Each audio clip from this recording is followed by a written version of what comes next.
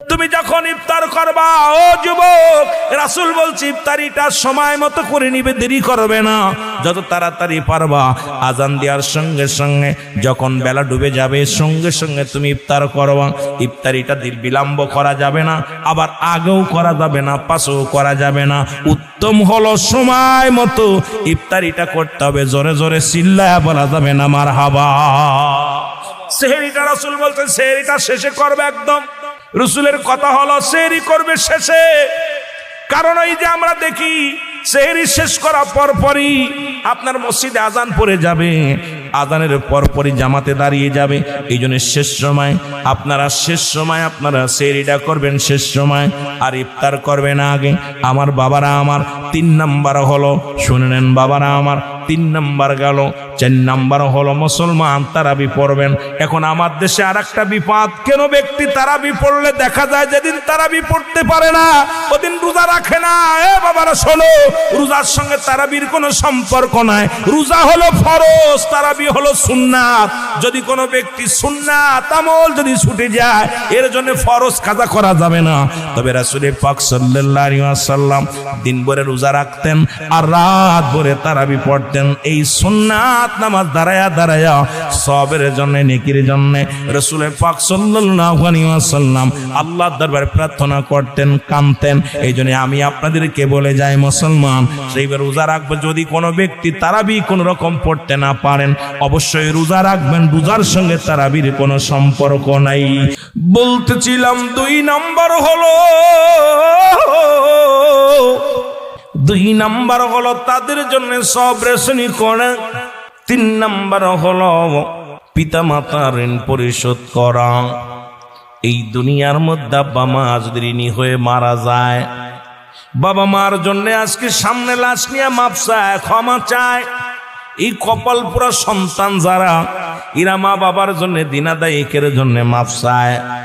ওরে তোর বাবারে ছোট করিস না, তোর বাবারে এই দুনিয়ার মধ্যে মানুষের সামনে লজ্জা দিস না। বাবা মা চলে গেছে ইন্তেকালের পরে, বাবা মায়ের ঋণগ্রস্ত থাকলে মুসলমান এটা খুঁজে খুঁজে বাইর কর, পরিশোধ কর, গোপনে যা ক্ষমা চা। এমনও তো মানুষ আছে 50,000 টাকা ঋণ থুয়ে গেছে, এবার মারা যাওয়ার পর মাফ করে দিছে মনে মনে, কিন্তু মনে উপরে মাফ করছে, ভিতরে মাফ করে নাই। মনে মনে গালি দেয়, বেটা মরে গেল, মারেও গেল। এই রকম অসংখ্য মানুষ আমরা এই ভুলটা করি। এই জন্য রাসূল বলছে তোমাদের পিতা মাতা যখন মারা যাবে তাদের ঋণগ্রস্ত থাকলে তাদের ঋণ পরিশোধ করা লাগবে। জোরে জোরে চিল্লায়া বলা যাবে না সুবহানাল্লাহ। 3 নাম্বার ঋণ পরিশোধ করবেন। 4 নাম্বার, এ যুবক লেখে নাও, 4 নাম্বার হলো পিতা মাতার ওসিয়াত গুলো পূরণ করবেন। শরীয়ত মোতাবেক ওসিয়াত গুলো, যেটা আমার বাবারা আমার ওসিয়াত এবং একটা নসিয়াত, একটা ওসিয়াত। যেটা ওসিয়াত নসিয়াত হলো দুনিয়ার মধ্যে থাকাকালীনে, জীবিত অবস্থায় থাকাকালীনে মুসলমান সবল জ্ঞান এবং সুস্থ মস্তিষ্কে সন্তানদের অনেক সময় আগের জ্বালাও কোন সময় উপদেশ দেয়, যেটা হলো মুসলমান ওসি নসিয়াত বলা হয়। নসিয়াত করে বাবা এইটা করো, এটার মধ্যে মঙ্গল আছে, এটা করবে এটার মধ্যে কল্যাণ আছে, এই কাজটা করো, এই কাজটা করো না। আসছে জীবনে যখন মৃত্যু সজ্জায় যাত্রী, যখন মৃত্যু পর্যায়ে চলে যায়, যখন বাবা মা উপদেশ দেয় সেটাকে আর নসিয়াত বলে না, সেটাকে বলে ওসিয়াত। এই ওসিয়াত শরীর মুসলমান শরীয়ত মোতাবেক ওসিয়াত গুলো যেটা করে গেছে, আপনার আব্বা মা হয়তো দান ধ্যান করতে বলেছে, মানুষকে খাওয়াইতে বলেছে, ভালো কর্মকর্তা বলেছে, শরীয়ত মোতাবেক যেগুলো শরীয়তের বিধান লঙ্ঘন হবে না, শরীয়তের কোনো মুসলমান ক্ষতি হবে না, এই কাজগুলো তোমাদের পিতামাতা বলে গেছে, এটা আপনার জন্য হক হয়ে যাবে, আদায় করা আপনার জন্য ওয়াজিব হয়ে যাবে। ও যুবক,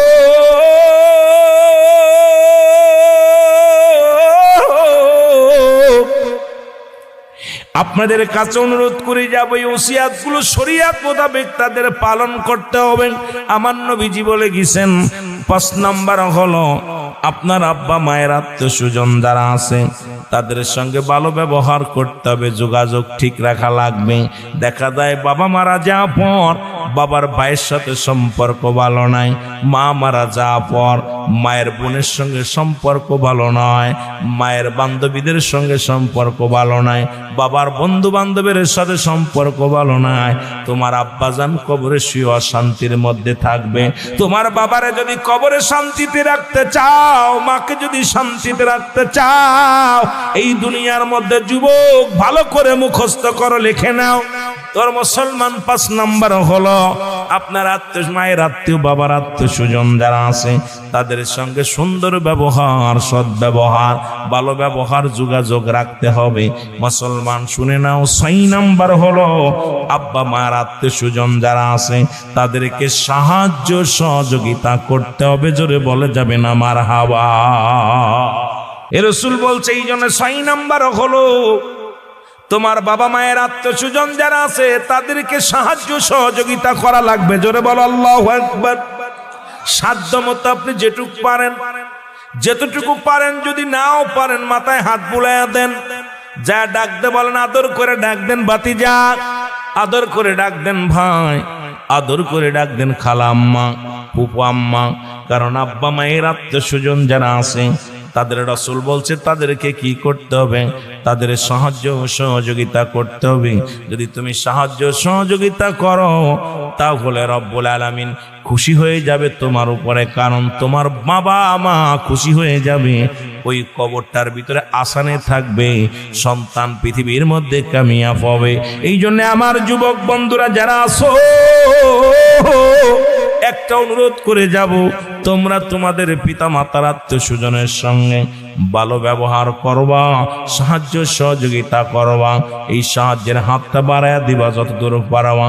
এই যে মুসলমান মাহে রমাদান মাস আসতেছে, কিছু খুরমা কিনে দিলে, কিছু মুসলমান শুনে নাও সিরা মুড়ি কিনে দিলাম, কিছু ফলমূল কিনে দিলাম, কিছু টাকা হাদিয়া দিলাম।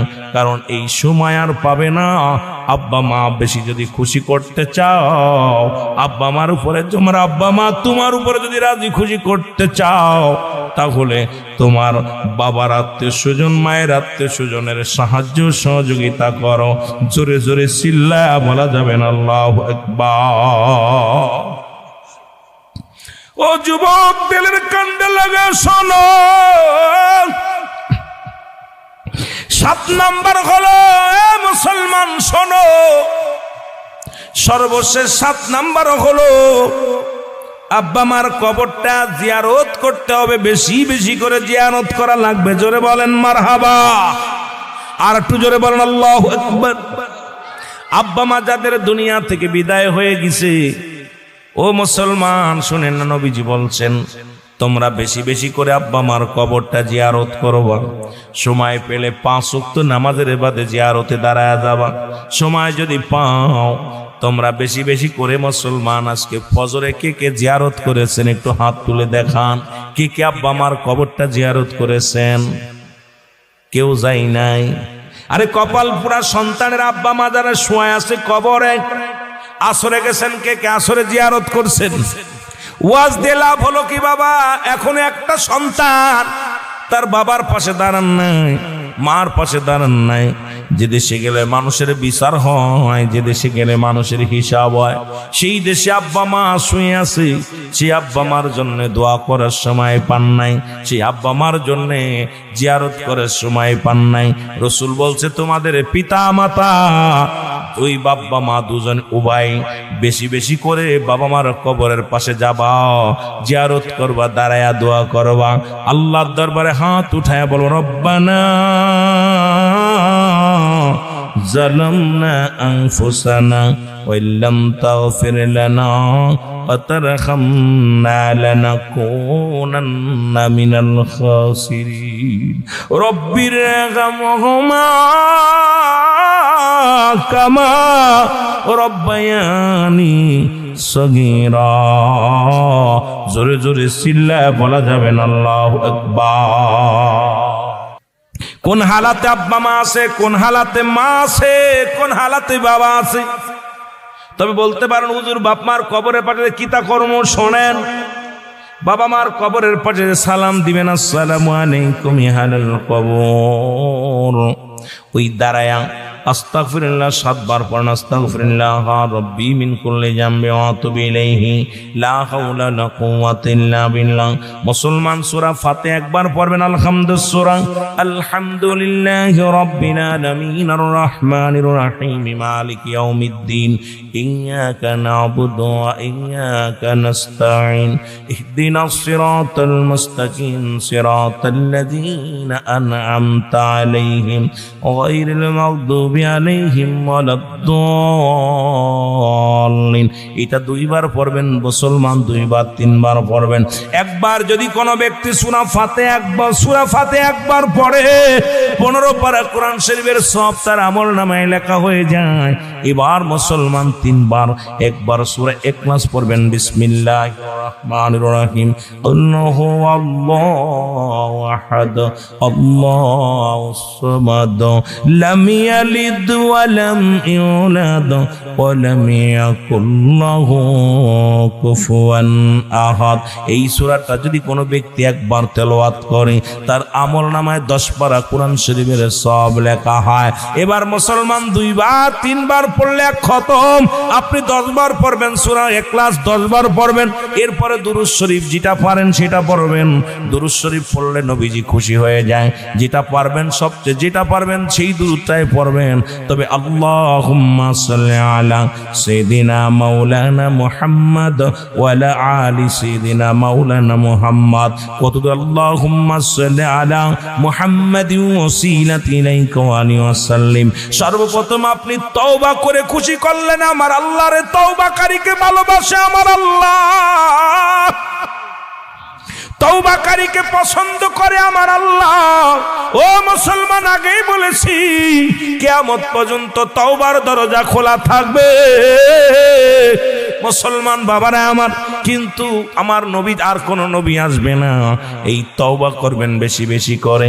প্রথমে তওবা করলেন, তওবাকারীকে আল্লাহ ভালোবাসে। এবার আপনি 4 খতম কোরআন শরীফের সব আমলনামায় দুরূদ শরীফ পড়লে নবীজি খুশি হয়ে যায়। এবার হাত উঠায় ডাক দে বলেন রব্বিরহামহুমা কামা রব্বায়ানি সগীরা। আরে মৌলানা সাহেব, এই মুফতি সাহেব, সাধারণ পাবলিক যদি এটা না পড়ো, কবরের পাশে হাতটা উঠায় বলে রব্বে কারীম, জনম দুঃখিনী মা শুয়ে আছে, বাবা শুয়ে আছে রে আল্লাহ, আব্বা মার গুনাহ মাফ করে দাও, বাবা মার জীবনের গুনাহ মাফ করে দাও। তুমি বাংলা ভাষায় ডাক দে বলো ওই রব্বিরহামহুমা কামা রব্বায়ানি সগীরা। যদি না পারো কবরের পাশে দাঁড়ায় বলো আল্লাহ আমার আব্বা আমার ছোট গুনাহ মাফ করে দাও, বড় গুনাহ মাফ করে দাও। আল্লাহ কবরখানা তুমি জান্নাতের বাগান বানিয়ে দাও। আল্লাহ গো আব্বা আমার জীবনের গুনাহগুলো মাফ করে দাও। এ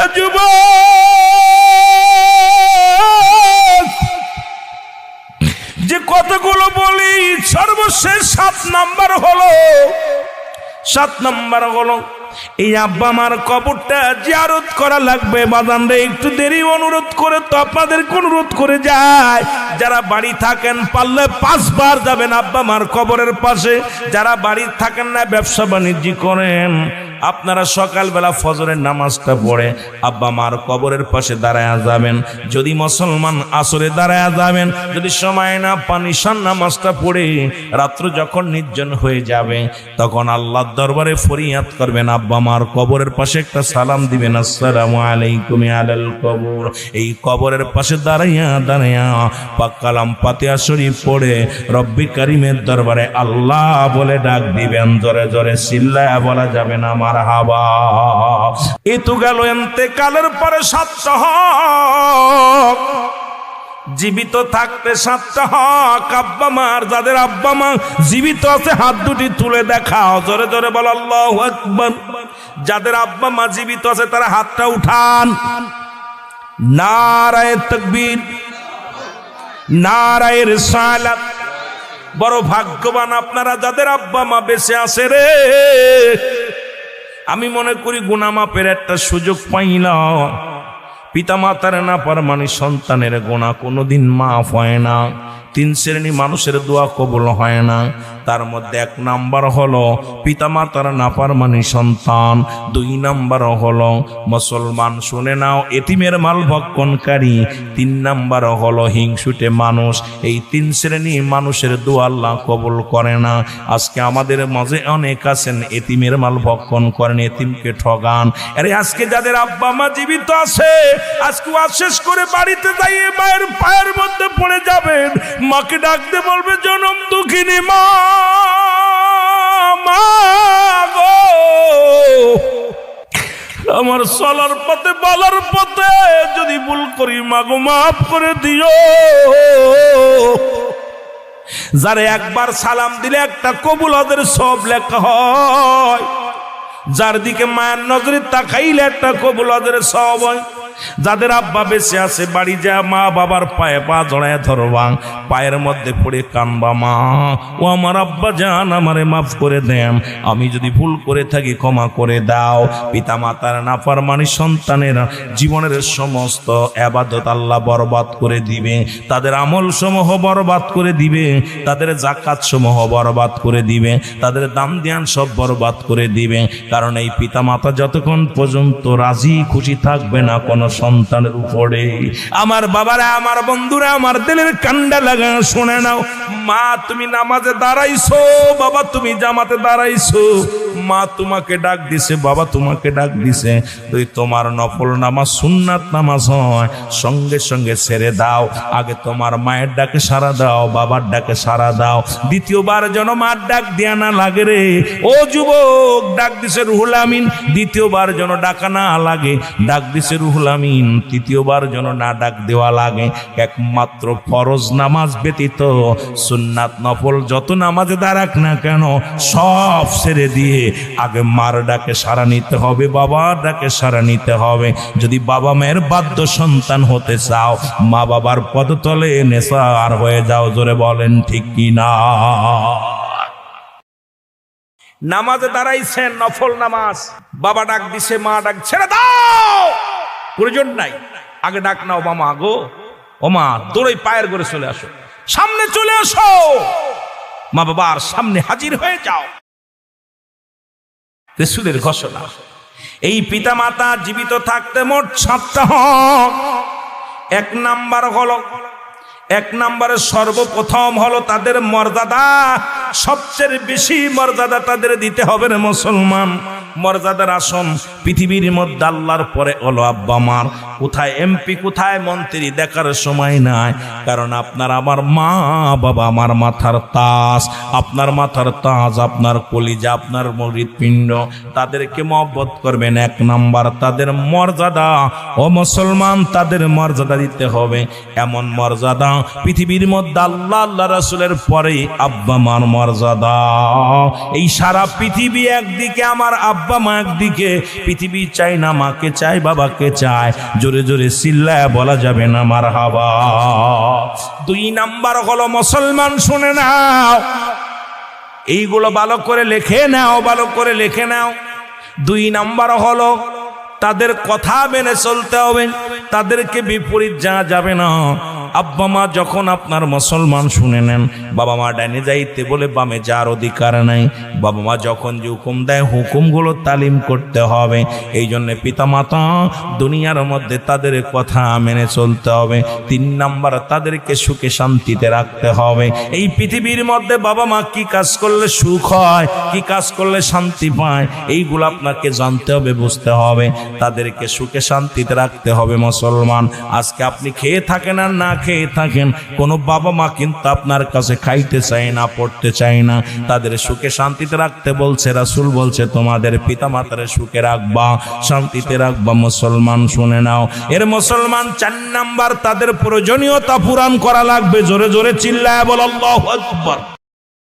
তাদের প্রয়োজনীয় কি? তাদের প্রয়োজনীয়তা পূরণ করা লাগবে। কি লাগবে? তোমার ছেলে মেয়ের কত কিছু, কেন বাজারে যায়া মায়ের 2 টাকার পান কেনার টাকা থাকে না, বাবার মুসলমান বাবার জন্য একটু মজা আনার কথা মনে থাকে না। এক উপকার দলেরা শুনে নাও, আব্বা মার এই প্রয়োজনীয়তা পূরণ করা লাগবে। মুসলমান শুনে নাও। 6 নাম্বার হলো মুসলমান গভীর মনোযোগ। 6 নাম্বার হলো তাদেরকে সুখে শান্তিতে রাখতে হবে। জোরে জোরে চিল্লায়া বলা যাবে না মারহাবা। সবচেয়ে মজার বিষয় হলো, সবচেয়ে মজার বিষয় সর্বশেষ একটা কথা বলি, শুনে নাও। এই পিতা মাতার, ওই পৃথিবীর মধ্যে পিতা মাতার সঙ্গে যোগাযোগটা ঠিক মতো নিয়মিত করতে হবে। আপনি বাড়িতে বাইরে আসেন, বিদেশে পড়ে আসেন, আপনি ফোন দিছেন, ফোনটা দিয়া মাল লগে ঘন্টার পর ঘন্টা বিবির লগে কথা বলো, ঘন্টার পর ঘন্টা ছেলে মেয়ের সঙ্গে কথা বলো, মাকে সালাম দেওয়ার সময় পাও না। এর মুসলমান, যখন তুমি বিদেশ থেকে ফোনটা দিচ্ছ, আগে বিবি ধরলে ডাকতে বলো, বিবি আমার মা দুঃখিনী কই রে, আমার মার কাছে দাও। ওই মা যখন আসরের সময় যখন ওই প্রতিবেশীর বাড়ি যাবে, ডাকতে বলবে, প্রতিবেশী বুঝানেরা শোন, আমার কলিজার টুকরা বিদেশ থেকে ফোন দিলে আগে আমারে দেয় রে, তারপরে তার মেয়ের লগে আলাপ করে, বিবির লগে আলাপ করেন। মুসলমান শুনে নাও, বাবার কাছে দাও, বাবা ও মসজিদের ইমাম সাহেবের বলবি, ইমাম সাহেব হুজুর, ছেলে একটা আল্লাহ আমারে দিছে, আমার সন্তান আমার হুকুম ছাড়া কোথাও যায় না, আমার অনুমতি ছাড়া কিছু করে না। যখনই আসে আমি আব্বা আব্বা বলে পাগল হয়, ওই সন্তানের জন্য আপনি দোয়া করেন। বাইরে থেকে ফোনটা দিলে আগে বাবারে চায়, মারে চায়। ও আমার বাবারা শুনে নাও, এমন মা বাবার খেদমত যদি করতে পারো, এই দুনিয়াতেই জান্নাত কামাই করে নিতে পারো। জোরে জোরে চিল্লায় বলা যাবে না মারহাবা, আর একটু জোরে জোরে চিল্লায় বলা যাবে না আল্লাহু আকবার। আমার ভাইরা, আমার বন্ধুরা, আমার এই মা বাবার কথা বলতে যে একটা কথা মনে পড়ে গেল, রসুল তার মা বাবারে কত ইজ্জত করেছে। রসুল পাক সাল্লাল্লাহু আলাইহি ওয়াসাল্লামের কদমের মধ্যে জনক এক মহিলা আসলেন, রসুল্লাহ দূর থেকে দেখিয়া দাঁড়ায়া গেলেন, নবীজির চাদর মোবারক বিছা দিলেন, এবার নবীজির কাছে যেয়ে বসলেন, নবীজির কানে কানে কি যেন বলল। নবীজির পাশ থেকে যখন জনক মহিলা উঠে গেলেন, রসুল্লাহ দাঁড়ায়া গেলেন। যতক্ষণ পর্যন্ত এই মহিলা পর্দার ভিতরে না গেলেন, ততক্ষণ পর্যন্ত আমার নবীজি দাঁড়ায়া দাঁড়ায়া চোখের পানি ছেড়ে কাঁদতে লাগলো।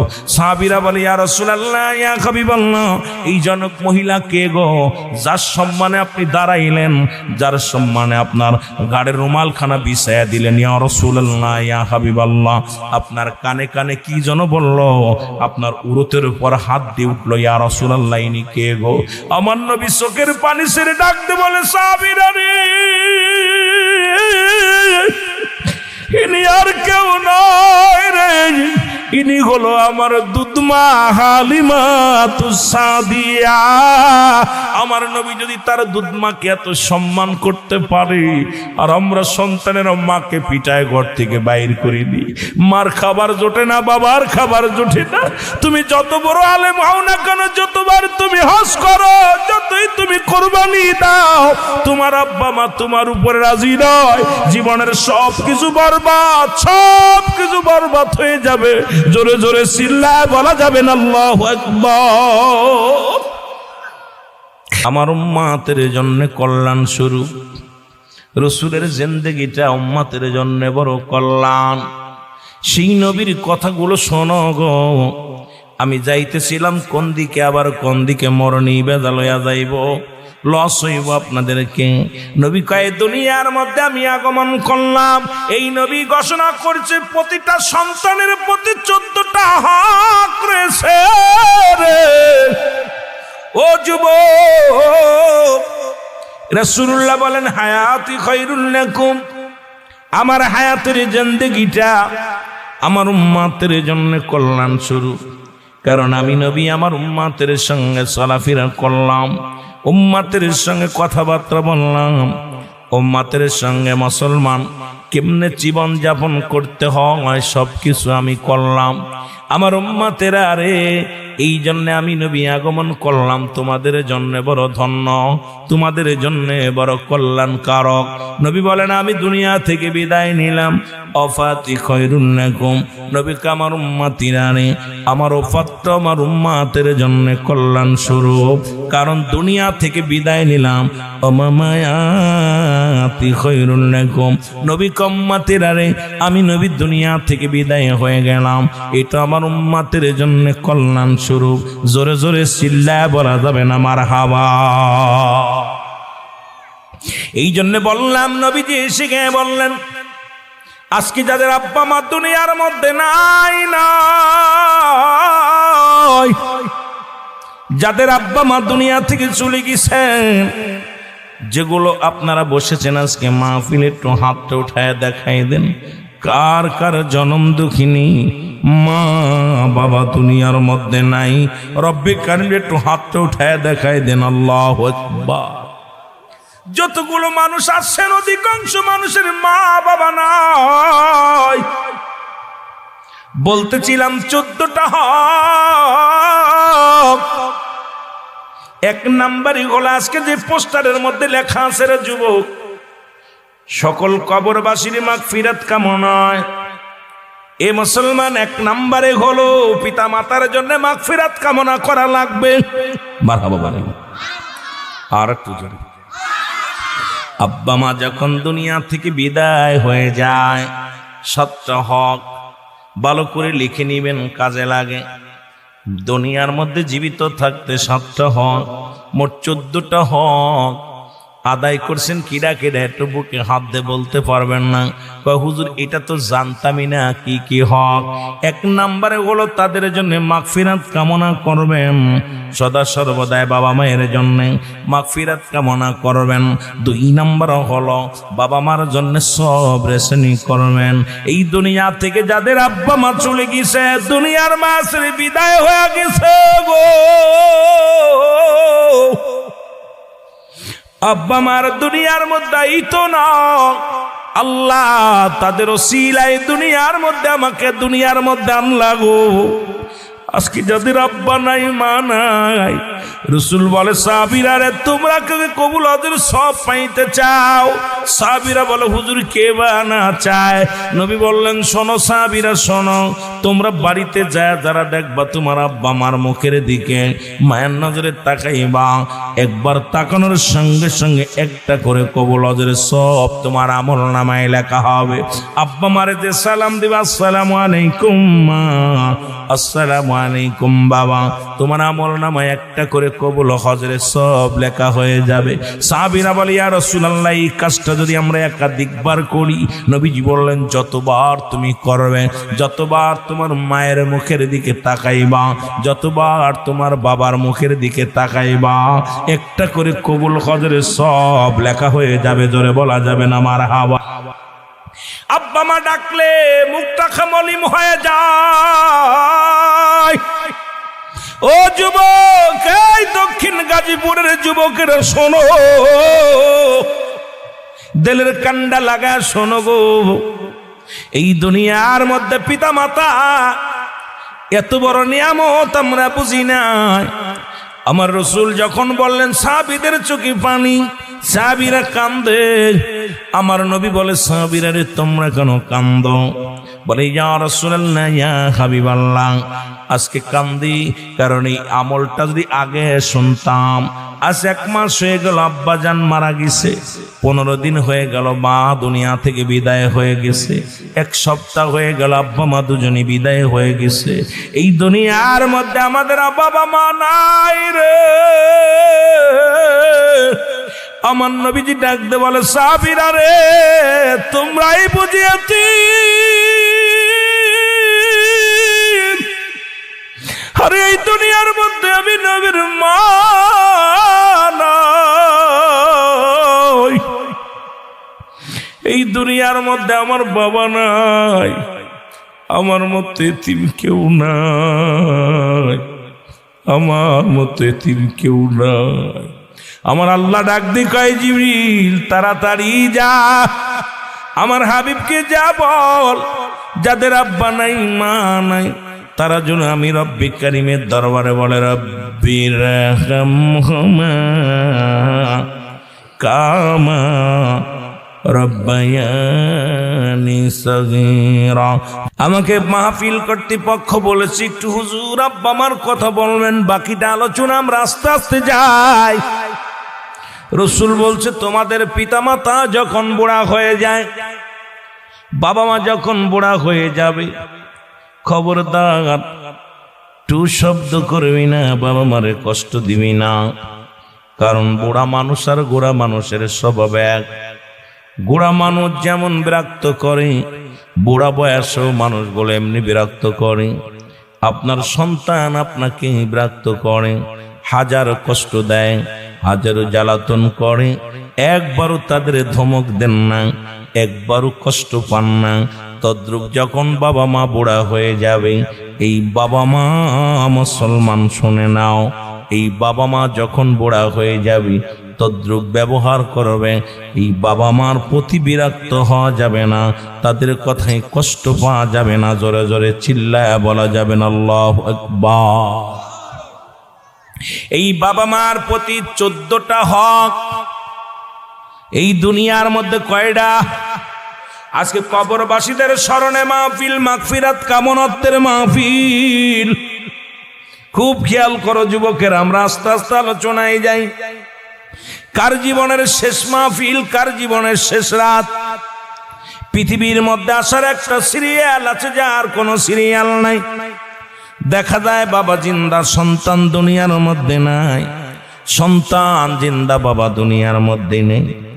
দাদার কাঁধে নাতির লাশ, নাতির কাঁধে দাদার লাশ, বাবার কাঁধে সন্তানের লাশ, সন্তানের কাঁধে বাবার লাশ। কি কখন চলে যাব কেউ বলতে পারি না। আগামীকাল সকাল পর্যন্ত বেঁচে থাকবো কেউ বলতে পারি না। যে কোনো মুহূর্তে মালাকুল মউত আসতে পারে। পরবর্তী সময় আপনার আমার জন্য কি নিয়ামত বয়ে আনতেছে আপনি নিজেও জানেন না, আমিও জানি না। আল্লাহ, ও আমার আল্লাহ, ওই যে সময় যে মুহূর্তে আসুক না কেন, তোমার দরদি নবীর প্রেম যেন অন্তর থেকে না যায়, তোমার গোলামত্ব যদি না যেন না যায়। আল্লাহ, সুন্নিয়াতের উপরে থেকে যেন মরণ হয়। জোরে জোরে চিল্লায় বলা যাবে না মারহাবা। কলেতে বলো আমি যদি যাই গো মারা, আমি যদি বিদেশের মাটিতে, লাশটায় আমার পৌঁছাই দিও মায়েরি কোলেতে। বলো লাশটায় আমার পৌঁছাই দিও মায়েরি কোলেতে। জন্মের পরে যে কোলেতে রাখছে আমার মা,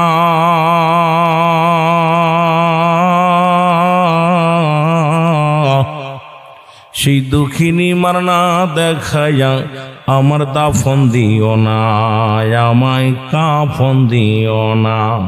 আমার মায়ের মুক্তি দেখলে পারে, মায়ের মুক্তি দেখলে পারে শান্তি পাবো কবরে। লাশটায় আমার পৌঁছাই দিও মায়েরই কোলেতে। বলো লাশটায় আমার পৌঁছাই দিও মায়েরই কোলেতে। ওরে আমি যদি যাই গো মারা, আমি যদি বিদেশের মাটিতে, লাশটায় আমার পৌঁছাই দিও মায়েরই কোলেতে। বলো লাশটায় আমার পৌঁছাই দিও মায়েরই কোলেতে। এই জগতে মায়ের মতো নাই কেউ আপন।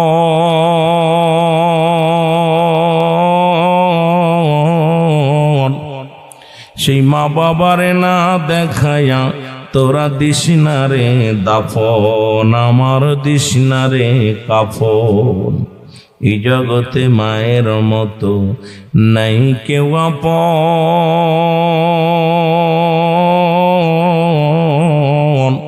সেই মা বাবারে না দেখায়া তোরা দিস না রে দাফন, আমার দিস না রে দাফন। আমার মায়ের মুখটি দেখলে পারে, আমার মায়ের মুখটি দেখলে পারে শান্তি পাবো কবরে। লাশটায় আমার পৌঁছাই দিও মায়েরই কোলেতে, বলো লাশটায় আমার, আরো জোরে জোরে বল, লাশটায় আমার পৌঁছাই দিও মায়েরই কোলেতে। ওরে আমি যদি যাই গো মারা, আমি যদি যাই গো মারা বিদেশের মাটিতে, লাশটায় আমার পৌঁছাই দিও মায়েরই কোলেতে, বলো লাশটায় আমার। গ্রামবাসী রে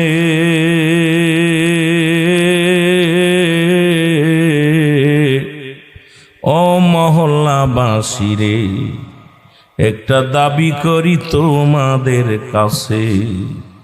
খালা বলো ফুফু বলো মায়ের মতো নয়,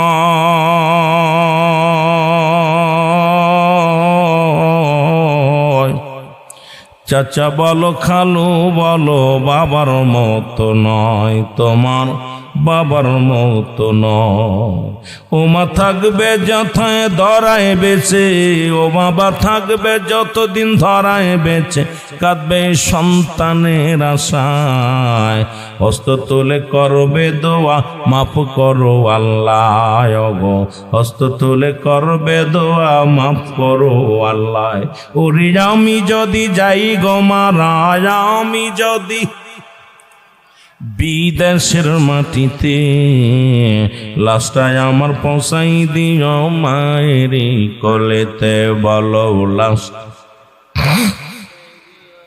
এই দুনিয়ার মুসলমান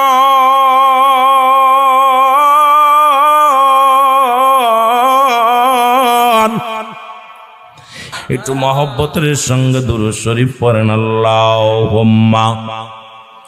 বাবারা লোকজন কম, একটু জোরে আওয়াজ দেন, আওয়াজ দেন, আর চলে আসবে সব মহব্বতে। ওয়ালা আলি সাইয়্যিদিনা, আরো জোরে বলেন আল্লাহুম্মা।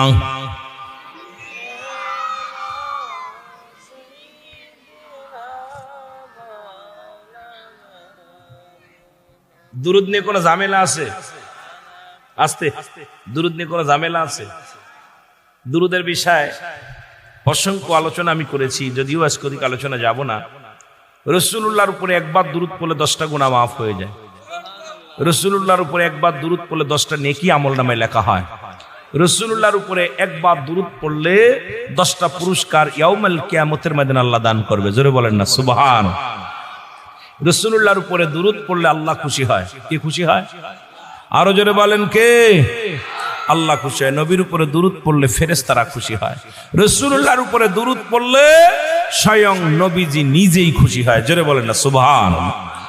এখন দুরূদের বিষয়ে যারা তাবলীগ জামাতের ভাইয়েরা আছেন, একটা কিতাব আছে, কিতাবের নাম হলো ফাজাইলে দুরূদ। দুরূদ রাসূলের পাক সাল্লাল্লাহু আলাইহি সাল্লামের দুরূদের ফজিলাত নিয়ে সুন্দর আলোচনা করেছেন তাবলীগের ভাইয়েরা। দেখবেন আপনাদের একটা হলো ফাজাইলে আমল, আরেকটা হলো ফাজাইলে দুরূদ। এই দুরূদের ফাজাইলে দুরূদ কিতাবটা পড়বেন, দেখবেন রাসূলের দুরূদের ফজিলাত কত পূর্ণ, রাসূলের দুরূদ পড়ে কত উপকার পেয়েছে সাহাবীরা। এমনি সাধারণ পাবলিক রাসূলের দুরূদের ফজিলাত, অন্য নবীর নয়, আমার নবীর দুরূদের ফজিলাত নিয়ে কিতাবই লিখছে তারা। অথচ আমার নবীর দুরূদ পড়তে গেলে তাদের মাজা ব্যথায়। আমার বাবারা, শুধু তাই নয়, কমি অঙ্গনের আলেম যারা আছেন কমি মাদ্রাসায় পড়েন, যারা কমি, যারা সবচেয়ে দুরূদের বিরোধিতা করেন, ইনাদের কিতাবের নাম ফতোয়ায়ে মুসলমান, গভীর মনোযোগ, ফতোয়ায়ে দেওবান।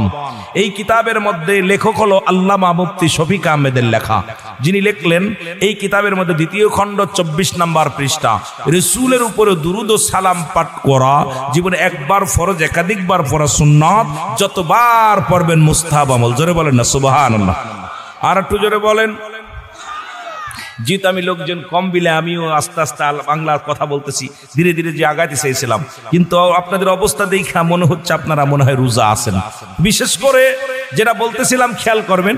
এখন আল্লাহ বলে কি দেখেন, আল্লাহ বলে ইন্নানি চিন্নাল্লাহ, আমি আল্লাহ ইউসাল্লুনা, আমি পড়েছি আলান নবী, আমার নবীর উপরে, ইয়া আইয়ুহাল্লাযীনা আমানু। এখানে দুইটা, একটা যদি বলতে ইয়া আইয়ুহান নাস, নাস শব্দের অর্থ হলো মানুষ। আল্লাহ বলছে ইমানদারেরা, বিশ্বাসীরা। এই যে আজকে দেখেন দক্ষিণ গাজীপুরের জমিনে লোকের অভাব নাই, কিন্তু জান্নাতের বাগানে সবাই আইতো না। কিন্তু আল্লাহর প্রেমিক যারা, এই জান্নাতের পাগল যারা, বোমা মেরেও তাদের ঠেকাতে পারবেন না। জোরে বলেন ঠিক কিনা? আমার ভাইয়েরা, আল্লাহ বলে ইমানদার বিশ্বাসীরা সাল্লু আলাইহি ওয়া সাল্লিমু তাসলিমা, দুরূদ ও সালাম পাঠ করা আমার নবীর উপর। কেমনে পড়ো? তাসলিমান, তাগিদ দিছে পড়ার জন্য। কেমনে পড়ো? তাজিমান, সম্মানের সঙ্গে। তাগিদ দিছে পড়ার জন্য। কারা পড়বে? ইমানদারেরা। এখন আল্লাহ হরফে নেদা দিয়ে বলছি ইয়া আইয়ুহাল্লাযীনা আমানু, হে ইমানদার বিশ্বাসীরা। একমাত্র বেঈমানদের ডাকে নাই, হাজী সাহেবরে ডাকে নাই, মৌলবীরে ডাকে নাই, মুন্সিরে ডাকে নাই, ওহাবি খারেজি মৌলবীদের ডাকে নাই, সুন্নিদেরও ডাকে নাই, ডাকছে ইমানদার যারা। এক কথায় আমলিগ, বিএনপি, জামাত, শিবির যা বলেন না কেন, আল্লাহ এইভাবে ডাক দেন নাই। আল্লাহ ডাক দিছে ইমানদার যারা আমার নবীর দুরূদ পড়বে তারা। সুবহানাল্লাহ বলেন না? আর একটু জোরে বলেন। এখন আপনাদের কাছে একটা প্রশ্ন করি ওয়াজের আগে, মনে কিছু করবেন না। যেহেতু আমরা এক দেশের গালি এক দেশের বলি, আমার বাসার লগে আপনাদের বাসা মিল হইব না। কারণ আমার মাগুরায় বাড়ি ঢাকা থেকে 300 কিলো দূরে, আর সেখান থেকে আপনাদের এখানে প্রায় 300, 600 কিলো, প্রায় 650-600 কিলোমিটার দূর। এই দূরে আমি থাকিও মাগুরাতে, সারাদিন জার্নি করেছি, সারাদিন জার্নি করে আপনাদের মাঝে এসেছি আলোচনার ময়দানে। বিশেষ করে আপনাদের কাছে আমার একটা প্রশ্ন, ভালো করে উত্তর দিবেন, জানলে উত্তর দিবেন, না লাগলে দরকার নাই। আচ্ছা, যে কাজ করলে আল্লাহ খুশি হয়, সেই কাজ করলে আমার ভাই বেজার হয়। এখন আপনার কাছে জানতে চাই, আল্লাহরে খুশি করবেন না আমার বাইরে খুশি করবেন? সত্যি তো না? বাইরে কারে খুশি করবেন? আমার ভাই চলে যায়, যাক, মাহফিল দরকার নেই। চাকরি করতে লাগে করুক, না করে যাক, বেগে যাক, না লাগলে পাকিস্তান চলে যাক, না লাগলে ইন্ডিয়া চলে যাক। কিন্তু রব্বে কারিম রে খুশি না কইরা তোমার মতো মৌলবীরে খুশি করতে রাজি নাই। জোরে বলেন ঠিক কিনা? যে কাজ করলে নবীজি খুশি হয়, সেই কাজ করলে আমি বেজার হই। এখন আমারে খুশি করবেন না নবীরে খুশি করবেন? রুহুল আমিন সিদ্দিকী, বাগো, তোমার ওয়াজ দরকার নাই, কি ঠিক কিনা? বই জানিয়া উত্তর দিয়ে না, আবার সকালবেলা কইেন না যে হুজুরে আইলো কই থেকে, উত্তরবঙ্গ থেকে আইয়া কিতা কিতা কয়ে গেল। বাবা বুঝলাম না, কথা বুঝেননি বা? আমার বাবারা, রাসূল পাক সাল্লাল্লাহু আলাইহি সাল্লামকে খুশি করতে যায় যদি জীবনও দেয়া লাগে, আমরা দিতে রাজি। জোরে বলেন ঠিক কিনা? রাসূল যেন বেজার না হয়, কষ্ট না পায়। যে কাজ করলে ফেরেশতারা খুশি হয়, সেই কাজ করলে আমার এই পাশের দাদা ভাই কষ্ট পায়। এখন আমার দাদারে কষ্ট দিবেন না, ফেরেশতাদের কষ্ট দিবেন? কারে দিবেন? দাদার দরকার নাই, নাতি হয়েছে যেগুলো এনাফ, আর দরকার নাই। সুতরাং সেই নবীর উপরে দুরূদ পড়বেন মহব্বতে, অন্তর লাগাইয়া রাসূল পাক সাল্লাল্লাহু আলাইহি সাল্লামের উপরে দুরূদ পড়তে রাজি আছেন? আরো যারা রাজি আছেন, মহব্বতের সঙ্গে দুরূদ শরীফ পড়ুন। আল্লাহুম্মা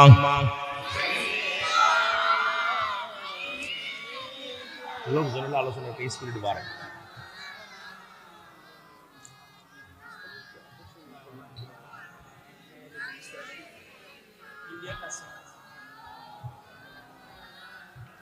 মদিনা যাইতে পারলাম না, মদিনা দেখতে পারলাম না, মদিনা যাইতে পারলাম না, মদিনা। আমি অসহায় তাই এত দূরে রই, আমি অসহায় তাই এত দূরে রই, দূর থেকে সালাম জানাই, বলো দূর থেকে সালাম জানাই, মদিনা যাইতে পারলাম না, মদিনা। আরো জোরে বলেন, মদিনা যাইতে পারলাম না, মদিনা। মদিনার নাম কত সুন্দর,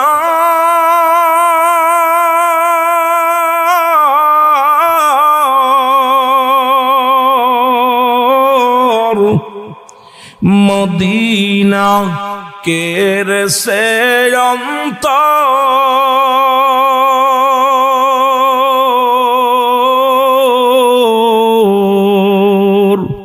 এই গরিব দুঃখীর সালাম খানি, গাজীপুরবাসীর সালাম খানি পৌঁছাই দিও মদিনায়। হায় হায় পৌঁছাই দি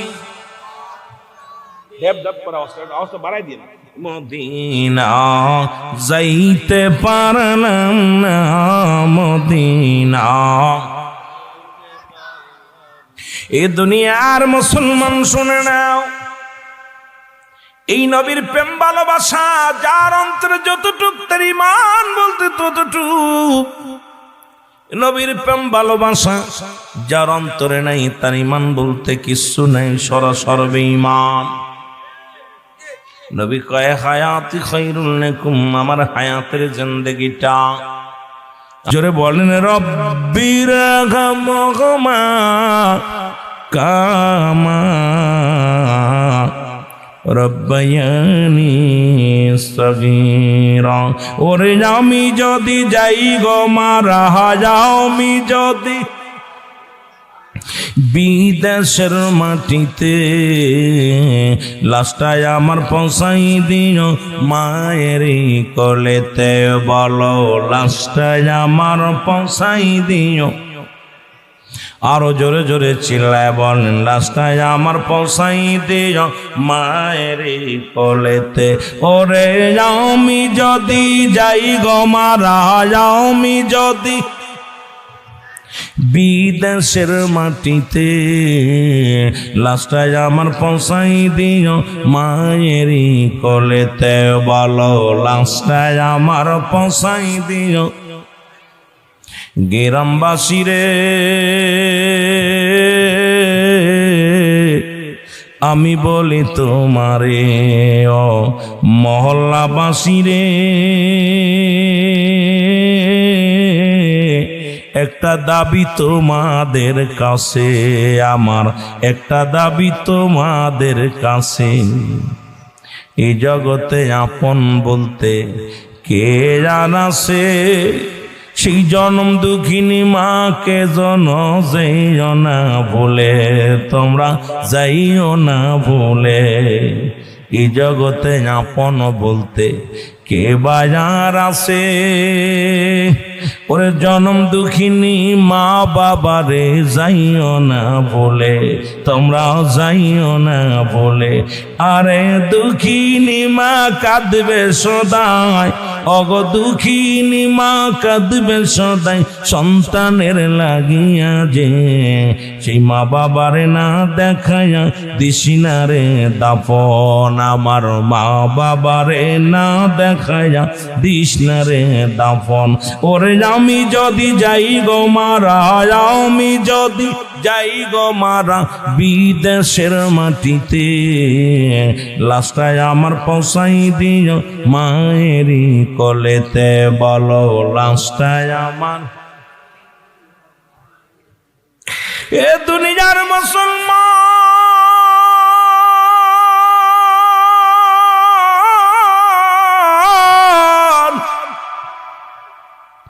ওরে আমি যদি যাই গো মারা, আমি যদি যাই গো মারা বিদেশের মাটিতে, লাশটায় আমার পৌঁছাই দিও মায়েরই কোলেতে।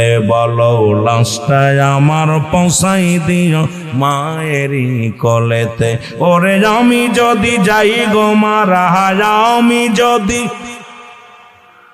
বিদেশের মাটিতে, লাশটায় আমার পৌঁছাই দিও মায়েরই কোলেতে।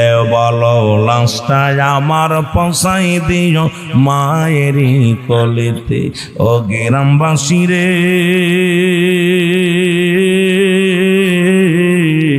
একটা দাবি তোমাদের কাছে, ও মহল্লাবাসী রে একটা দাবি করি তোমাদের কাছে। জন্মের পরে যে কোলেতে রাখছে আমার মা,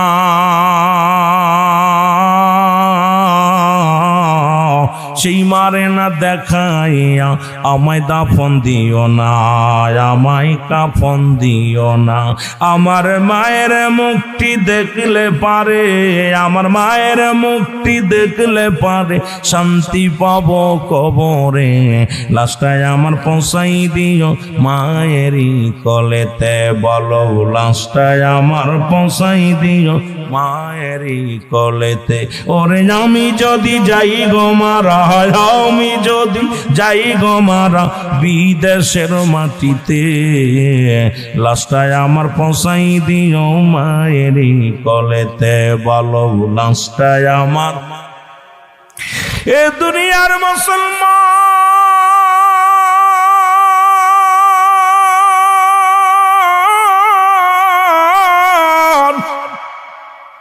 জোরে জোরে চিল্লায় বলা যাবে না মারহাবা। এর মা বাবার কথা মতো যেজন চলে না, আল্লাহ নবীজির দয়া তার পাবি না। বাইরে আল্লাহ নবীজির দয়া তার পাবি না। বলো মা বাবার কথা মতো যেজন চলে না, আল্লাহ নবীজির দয়া তার পাবি না। বাইরে আল্লাহ সবাই মহব্বতে বলেন আল্লাহ নবীজির দয়া তারা পাবে। মা বাবা তোর অতি আপন, তাদেরকে করো যতন। মা বাবা তোর অতি আপন, তাদেরকে করো যতন। দুদিনের সাথী পায়া তাদের বুইল না, সুন্দরী বিবি পায়া তাদের বুইল না। আল্লাহ নবীজির দয়া তার পাবি না। বাইরে আল্লাহ নবীজি পাবি না। মা বাবার কথা মতো যেজন চলে না, বলো মা বাবার কথা মতো যেজন চলে না, আল্লাহ নবীজির দয়া তারা পাবি না। বাইরে আল্লাহ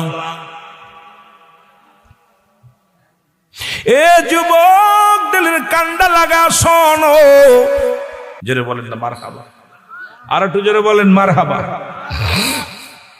আমার ভাইরা, সে আব্বা মার কথা বলতে গেলে সারা দিন সারা রাত আলোচনা করলো, শেষ করতে পারবো না। অনুরোধ হলো আব্বা মা যাদের জীবিত আছে, দাঁত থাকতে দাঁতের মর্ম বোঝার দরকার। দাঁত আপনারা দেখছেন, আলোচনা শুনছেন যে আবু হুরায়রা রসুলের কদমে কাঁদতেছেন। রসুল বলতে আবু হুরায়রা তুমি কান্দো কেন, তুমি কান্দো কেন? বলে হুজুর মা মারছে। কে মারছে? জোরে বলেন না, কে মারছে? মা। রসুল ক্ষিপ্ত হয়ে বলতে আবু হুরায়রা তোমার মা তোমাকে মারছে, নালিশ দিতেছ? তুমি কি আমার কাছে অভিযোগ দাও? তোমার মা তোমাকে মারছে। বলে ইয়া রাসূলুল্লাহ আমি অভিযোগ দিতেছি না। আমার নবী বলছে তুমি কেন বললা মা মারছে? ইয়া রাসূলুল্লাহ, ইয়া হাবিবাল্লাহ আমার মা আমাকে মারছে। রাসূল বলতে আবার তুমি বললা তোমার মা মারছে, তুমি আমার কাছে নালিশ দিতেছো?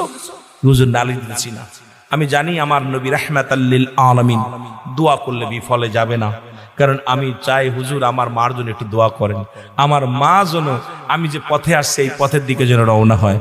আমার নবী গো, আমার অপরাধ আপনার কদমে আসার কারণে আমার মা মারছে, কারণ আপনাকে পছন্দ করে না, আপনার কদম পছন্দ করে না, এই কারণে আমাকে মারছে। রাসূল হাত উঠায়া দিছে, হাত উঠায় চোখের পানি ছেড়ে কাঁদতেছে।